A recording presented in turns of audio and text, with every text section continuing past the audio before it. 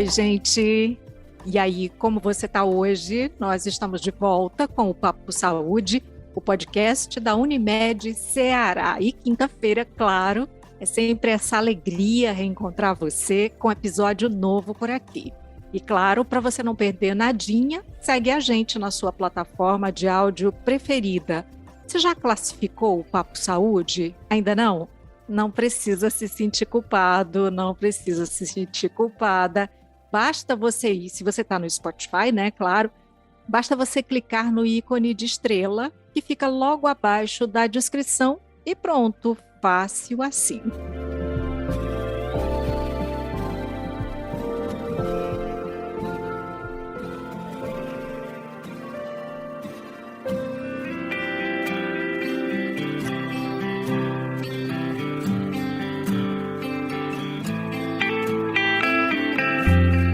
Eu falei de culpa, né? Pois é, dizem que nós carregamos certo sentimento de culpa desde que nascemos. E que tem um componente religioso muito arraigado até. Mas o que é? De onde é que surge? Que construções sociais favorecem a que a culpa nos acompanhe ao longo da vida? Sempre que a escolha também vai haver a culpa ali escondidinha. Dá para a gente dizer que também há aspectos positivos em se sentir culpado por algo?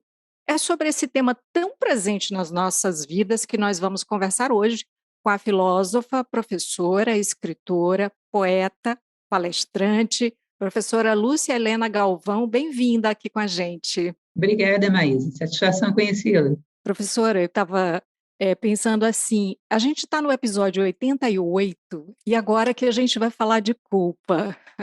E a gente convidou a senhora justamente para ajudar a gente a entender como é que a filosofia pode nos ajudar a refletir sobre a culpa. Sim, eu acredito que pode e muito, porque é um fenômeno que vem nos acompanhando ao longo da história, né?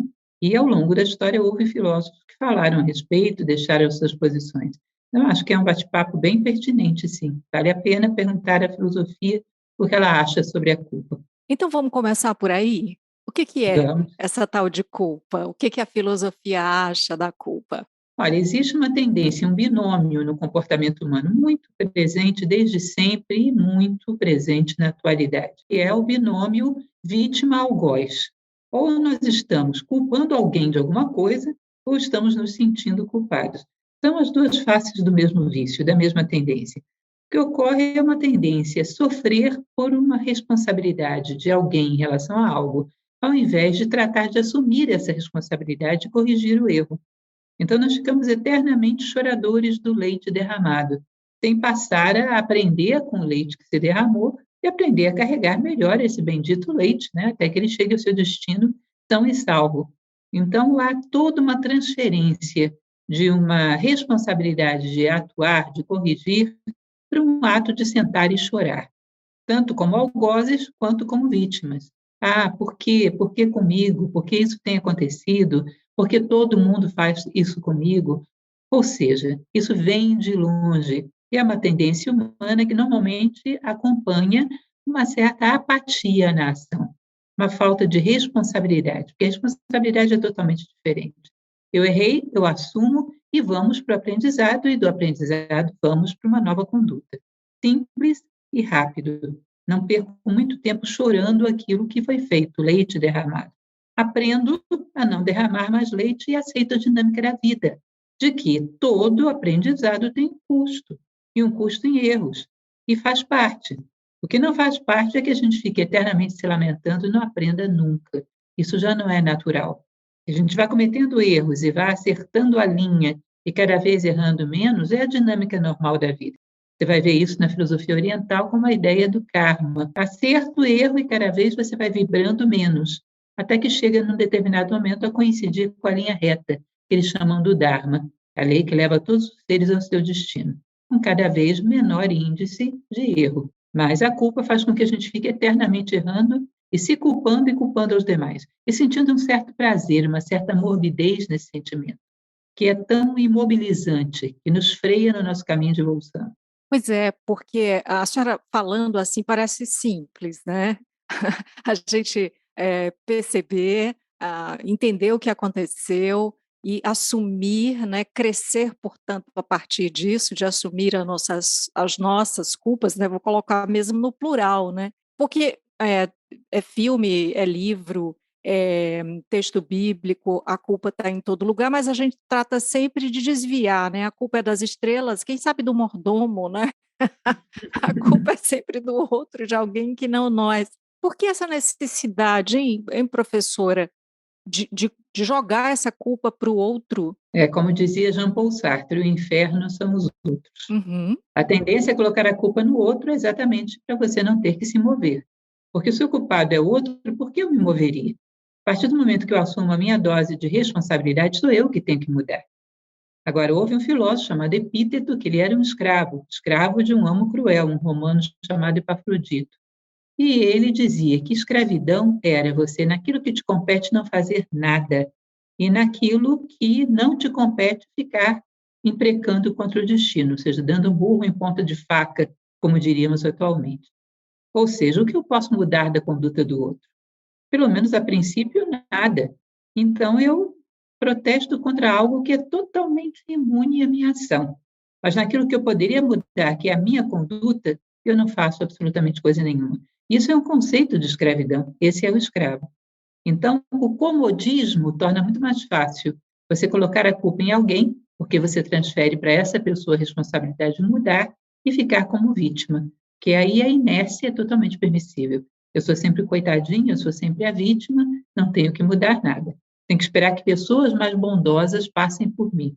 Eu mesmo não tenho que fazer absolutamente nada. Então, uma sociedade onde a lei do menor esforço vale com toda a força, né? É lógico que é mais fácil você se vitimizar e culpar o outro de alguma coisa. E em relação a assumir a culpa nós mesmos, existe uma frase também de Epíteto, esse mesmo filósofo que foi um escravo, que ele dizia que a extinção da culpa marca o início do progresso moral. Na hora que eu digo, puxa, errei, está certo, deixa eu ver como eu faço para corrigir esse erro na medida do possível e nas próximas vezes vou ficar atento e dessa maneira eu não erro mais. Ou seja, assumir a responsabilidade. A extinção da culpa marca o início do progresso moral. Eu não sou culpado por nada, eu sou responsável. Num processo normal de tentativa e erro, dessa vez eu falhei. A próxima vai ser melhor. Corrijo da melhor maneira possível, me desculpo, vou atrás das consequências e toco o barco. E vou procurar me esforçar para que as próximas tentativas sejam mais bem-sucedidas. E assim vou progredindo, e assim vou me corrigindo, e assim vou crescendo. E é assim que funciona a vida. Em ambos os casos, querem culpar o outro, querem culpar a si próprio, existe aí um certo sadismo, uma certa morbidez. Em ambos os casos, ninguém cresce nada. Quer dizer, então você só cresce na medida em que você, sai dessa prisão, né, que você de repente aprisiona essa culpa, né, até dentro aí dessa morbidez que a senhora fala, e daí você fica com aquele peso carregando as suas correntes, né. O que precisa então é libertar, cicatrizar, resolver essa culpa. Com certeza. Como você falou, é uma carga pesada, porque do ponto de vista religioso, você já nasceu com um pecado original. Aí, do ponto de vista familiar, você nunca corresponde ao que todo mundo espera. Aí, no trabalho, sempre tem alguém que desempenha melhor do que você em alguma coisa. E na vida social, sempre tem alguém esperando mais do que você pode dar. E por aí vai.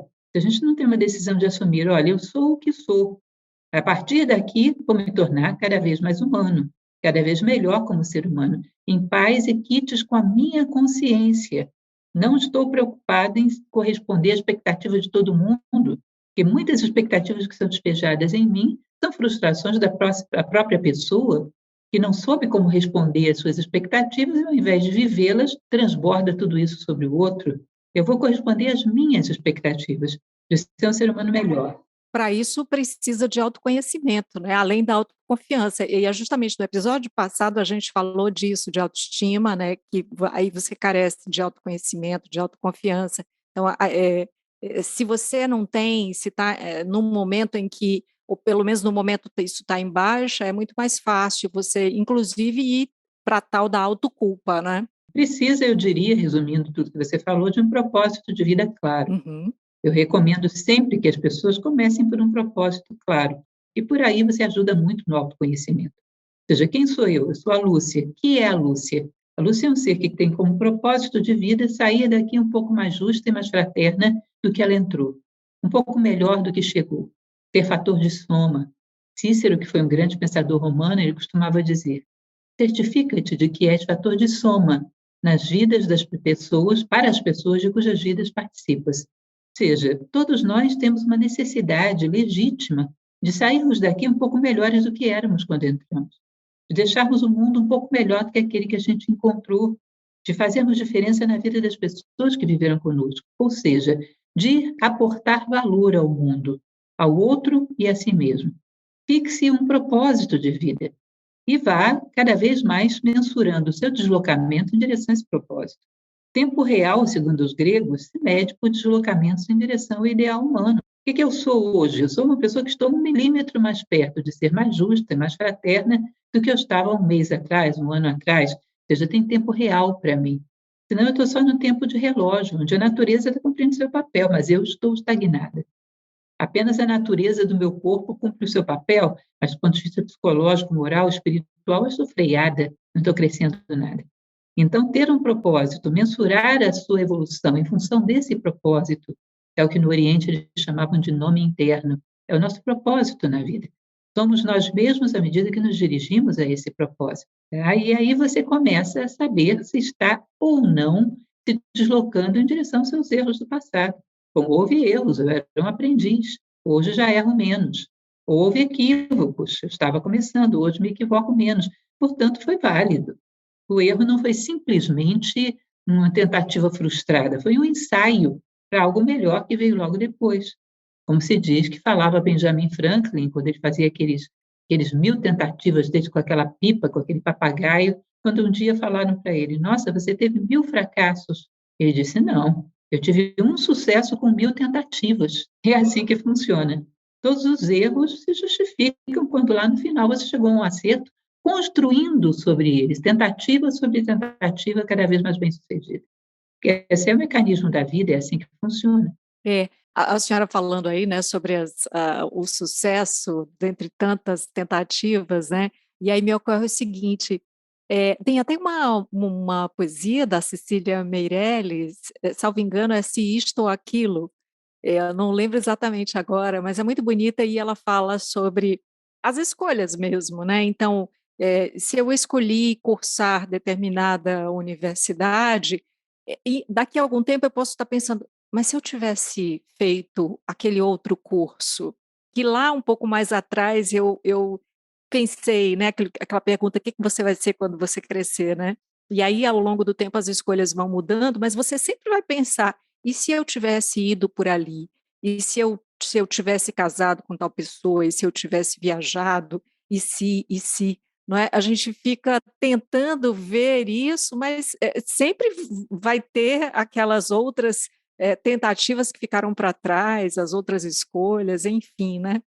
Com certeza, existe inclusive um texto do Fernando Sabino, muito popular aí pelas redes sociais, Meu Eu e Meus Outros Eus, que é ele sentado numa mesa de um bar e ele pensa: puxa vida, como seria bom se eu tivesse sido jogador de futebol. Daqui a pouco senta um outro cidadão com o mesmo rosto dele, o mesmo corpo dele. Quem é você? Eu sou você se tivesse sido jogador de futebol. Me machucava aos 30 anos, não conseguia emprego em outro time, não sei o quê, não sei o quê. Daqui a pouco senta o outro. Eu sou você se tivesse casado com a Marlene. Não dava certo, ela era bonita demais, teve uns problemas, não sei o quê, não sei o quê. Enfim, daqui a pouco tinha 30 pessoas sentadas na mesa com ele. E todos eles, de todos que estavam ali, o mais feliz era ele mesmo. Olha só. Então, a gente tem que ter uma certa postura de pensar bem antes de tomar as decisões, mas uma vez que tomou, seguir em frente, procurando aprender o máximo daquilo que foi decidido.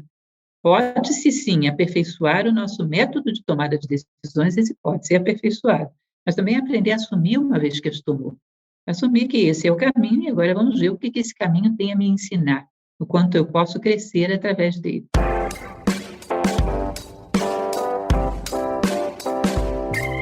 Eu vou pegar só um trechinho do poema da Cecília Meirelles, é o Isto ou Aquilo, e assim, não sei se brinco, não sei se estudo, se saio correndo ou fico tranquilo, mas não consegui entender ainda qual é o melhor, se isto ou aquilo. É bonito, acho Acho muito lindo. Enfim, as escolhas. Tem muito a ver com o que eu te falava ainda há pouco, essa questão das escolhas com o propósito de vida. Eu sou uma pessoa, digo o meu caso, porque pode ser qualquer virtude humana, você coloca como referencial. Quero sair daqui mais justo, mais fraterno, mais bondoso, ou seja, qualquer valor humano serve como propósito. No meu caso, eu escolhi fraternidade e justiça. Eu vou fazer escolhas condizentes com aquilo que eu escolhi como propósito de vida. É como eu escolher construir uma mesa. Eu vou para um mercado, eu vou escolher madeira, vou escolher uma serra tipo tico, vou escolher pregos, vou escolher uma furadeira. Por quê? Porque o meu propósito, minha missão é construir uma mesa. Agora, se eu for para o mercado sem querer construir nada, é capaz de eu sair de lá com um pé de pato, um guarda-chuva, um chapéu de Uhum. praia, coisas que não têm absolutamente nada a ver uma com a outra. Por quê? Porque não tem um propósito.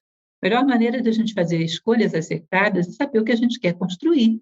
No caso, queremos construir a nós mesmos. Quais são os valores que eu quero conquistar na minha vida? E a partir disso, eu faço minhas escolhas. Baseado em que eu faço escolhas? Eu faço escolhas baseadas no meu espírito de missão, no que eu quero construir na minha vida. E aí eu tenho uma base que me permite errar menos. E aí volta lá para o que a senhora falou antes, que o outro, né, a outra pessoa, ela tem também os caminhos dela. Isso me faz pensar o seguinte até, porque às vezes a gente se sente culpado porque disse alguma coisa, e é bom que sinta, porque em determinado Uhum. momento você pode dizer ou agir de forma que depois você para e pensa, não, eu não precisava ter feito aquilo, ou eu não podia ter feito aquilo, né? No entanto, você fica com esse sentimento, né, não consegue dormir, no dia seguinte você ainda está lembrando da mesma coisa, e eu preciso pedir perdão, e eu preciso pedir perdão, e você só fica bem se a pessoa lhe perdoar. Mas não é exatamente porque a culpa está dentro de você, não é? O outro ele vai perdoar ou não, e se ele não perdoar? Na verdade, o que nós temos que fazer aí tem duas diferenças, né, que são a culpa e a responsabilidade. A culpa é torturante.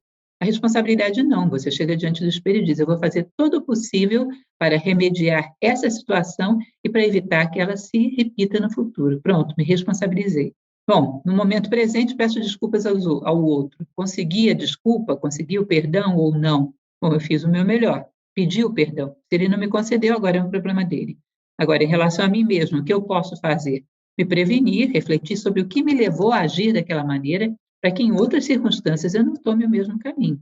Portanto, eu tomar consciência dos motores da minha ação, das motivações que me fizeram agir daquela maneira, e no momento seguinte não vou mais apertar o botão desse automatismo. Não respondo mais à vida desse jeito, de assumir um compromisso consigo mesmo.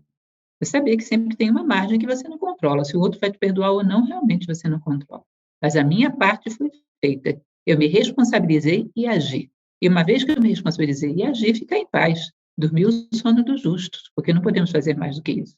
Por outro lado, tem uma coisa de não sentir culpa absolutamente, ou não se sentir responsável, né, pelos próprios atos, e aí isso, a sensação que eu tenho é que tem algumas pessoas que têm um certo descolamento da realidade, justamente por isso, né? Elas estão lá atravessando tudo e, de novo, a culpa é sempre do outro, né? É a falta de percepção do outro dentro das suas atitudes também, não é? Que o outro existe também. Com certeza. É uma dose de egoísmo apoiada em diversos pretextos. No fundo, é egoísmo. O que importa sou eu, a pele que vale é a minha, que essa não foi machucada, portanto, a pele do outro é insignificante para mim. No fundo, é sempre egoísmo, mas a gente desculpa com o fato de que todo mundo faz isso, hoje em dia os relacionamentos são assim, essa pessoa que é muito suscetível, na verdade, eu sou assim porque meus pais me trataram dessa maneira, não teria como eu ser de outra forma. Se você arruma culpados, você culpa até a vítima. Ele é muito suscetível, ele é muito frágil, não dá para viver em sociedade, eu não tive essa intenção, ele me entendeu mal. Você passa a culpa adiante e toca o barco sem nenhum peso de consciência. Por quê? Porque realmente faz diferença aquilo que diz respeito à minha pele. Essa insensibilidade como plasmação do egoísmo, eu poderia dizer assim, é uma coisa que a gente tem que trabalhar seriamente em sociedade. Existe uma tendência, uma teoria tibetana, expressa num livro chamado A Voz do Silêncio, que diz que o maior mal do mundo é a heresia da separatividade, que em bom português do século XXI significa egoísmo. Está por trás da maior parte dos nossos erros, se não todos. Se a gente sair arrancando as máscaras dos nossos erros, lá por trás você vai ver que tem egoísmo.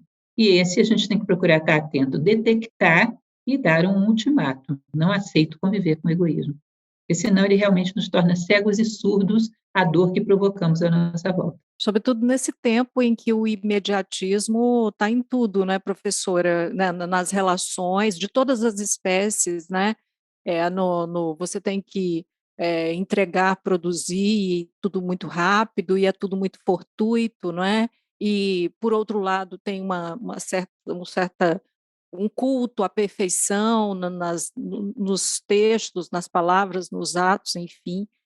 E, então, isso interfere em tudo, né? Inclusive, existe um fato que é muito importante, que é um vício de tomar o ser humano como meio, e não como um fim em si. O fim em si é o trabalho que eu tenho que fazer, o fim em si é a minha pressa, o fim em si é um serviço que eu tenho que prestar, o outro é um meio. Immanuel Kant, que é um grande filósofo, ele dizia que a coisa mais imoral que tem é tomar o ser humano como meio, e não como um fim em si. Nós ficamos tão alienados que os fins da nossa ação são coisas, não são pessoas. Então, a pessoa que passa por mim e eu estou apressado e sou desajeitado e machuco, firo de alguma maneira, não importa ela, importa que eu cheguei a tempo para tal compromisso. Não importa ela, importa que eu consegui realizar tal trabalho, consegui pegar tal pessoa em casa para dar tal recado. Ou seja, as pessoas são meios, e a gente se sente perfeitamente tranquilo para sair atropelando. Nós temos que começar a considerar que o ser humano é sempre um fim em todas as nossas ações. Ele é sempre um fim em si, não um meio. Manipulação do ser humano para obter outras coisas que não fins humanos é o cúmulo da desumanização da sociedade, que tem a ver com o mesmo egoísmo que a gente falava ainda há pouco. É uma desumanização que corrói tudo e torna a vida lei da selva. O ser humano é sempre um fim em si. Talvez por isso a gente pensa assim, tem um lado positivo dentro do sentimento de culpa, né? Que é justamente você poder parar, refletir sobre tudo isso, entender o que aconteceu e a gente volta para o comecinho dessa conversa, né? De onde é que surge a culpa, o que que é a culpa, né? E desse aprendizado. Eu diria que não é um lado positivo, mas não, se for a culpa, não vai acontecer isso. Com a Tá. culpa, você vai ficar se lamuriando. A constatação do erro, essa é excelente e imprescindível. Uma pessoa que perdeu a capacidade de constatação do erro, ela vai cair numa insensibilidade, num cinismo, que ninguém sabe o nível de dano que ela é capaz de provocar. Ou seja, a consciência do erro, sim. A culpa é uma consequência indesejada dessa consciência. O ideal é que, ao invés de culpa, você sentisse responsabilidade. Mas a consciência do erro, se não tivermos isso, estamos perdidos. Perdemos o pudor, e aí realmente viramos lei da selva. Uhum. Professora, ao longo dessa conversa, você citou aí alguns autores, né, filósofos, livros, enfim. Quem mais, assim, o que a senhora indicaria mais para a gente conhecer mais sobre esse tema, sobre a culpa, o sentimento de culpa, a responsabilidade e esse aprendizado? O que que vale a pena que a senhora indica para a gente aprofundar, né? Porque eu acho que todo mundo, como eu, agora está querendo ler mais, saber mais, ver mais. Existe uma escola de filosofia greco-romana que foram os estoicos. O estoicismo, inclusive, agora está voltando à moda. Muita gente fala de estoicismo por aí. Ela é muito interessante porque ela é uma escola moral. Portanto, ela vai falar o tempo todo da conduta ideal do ser humano. Muitas das frases que eu citei aqui, por exemplo, Epíteto é um grande estoico. A ideia de que a culpa é uma perda de tempo, é uma espécie de masoquismo que não leva a lugar nenhum, e que o homem deve corrigir a sua conduta a partir da constatação do erro, ter um rigor moral de nunca repetir uma ação errada da mesma maneira, sempre estar procurando se aperfeiçoar, aprender do erro, para, em cima desse aprendizado, proporcionar para o futuro. Tudo isso é assunto do estoicismo. E aí eu recomendo, para aqueles que se interessem por uma abordagem filosófica, a tríade de ouro do estoicismo, que foi Sêneca, Epíteto e Marco Aurélio. Todos três são muito atuais, são muito bons, vale muito a pena conhecer. Inclusive, tem uma frase do Sêneca que eu até tinha anotado aqui no meinho das minhas anotações para a gente conversar, que ele diz: a principal e mais grave punição para quem cometeu uma culpa está em se sentir culpado. Para quem cometeu um erro, sentir-se culpado, ele já começou a sofrer. Mas o problema é que, às vezes, a culpa, como eu já falei, a culpa ela se satisfaz em si mesma e você não faz nada a não ser se sentir culpado. Ela é uma espécie de morbidez meio masoquista que você não faz nada a não ser se lamuriar. Então, ela, ao invés de estar energia para você fazer o que deve, ela, às vezes, te aprisiona. Às vezes, acostumamos, Lembra daquele poema de Carlos Drummond de Andrade, que ele diz: o hábito de sofrer que tanto me diverte é Sim. doce herança itabirana? Às vezes a gente desenvolve o hábito de sofrer e se diverte com ele. Portanto, tem gente que gosta de se sentir culpado, gosta de ficar se lamuriando, errei aqui, errei ali, errei acolá, não faz absolutamente nada para corrigir o seu erro. Então, a primeira punição é tomar consciência do que se fez e assumir. Mas, a partir daí, fazer alguma coisa com isso. Uma ação redentora. A culpa ela não propicia ações redentoras, ela é paralisante. Ela propulsiona atos de masoquismo, morbidez, um processo de autodestruição que não leva a absolutamente nada e não faz, de maneira alguma, uma correção do teu erro. Muito pelo contrário, faz com que você fique ali impotente e se sentindo incapacitado para qualquer outra coisa. Professor, onde a gente encontra você nas redes sociais, para ver as suas palestras, onde a gente encontra você?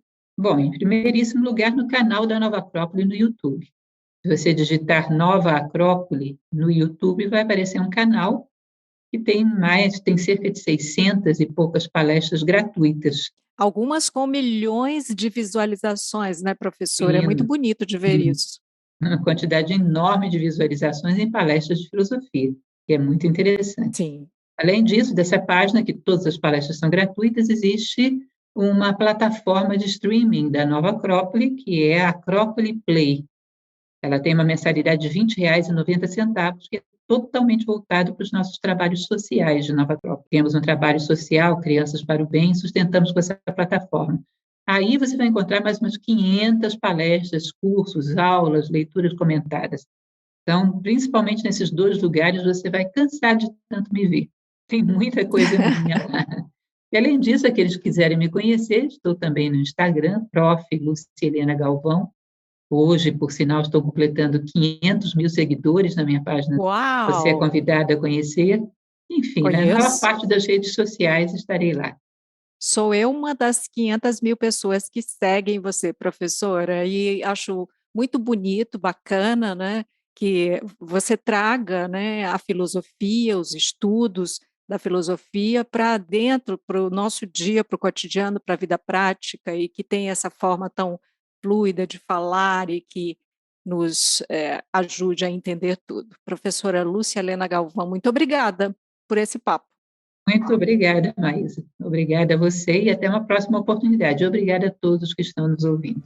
E assim nós chegamos ao final do episódio de hoje do Papo Saúde, sem culpas. Eu lembro que esse episódio foi gravado de forma remota e que por isso a qualidade do som pode não ser a ideal e a que nós gostaríamos de entregar a você.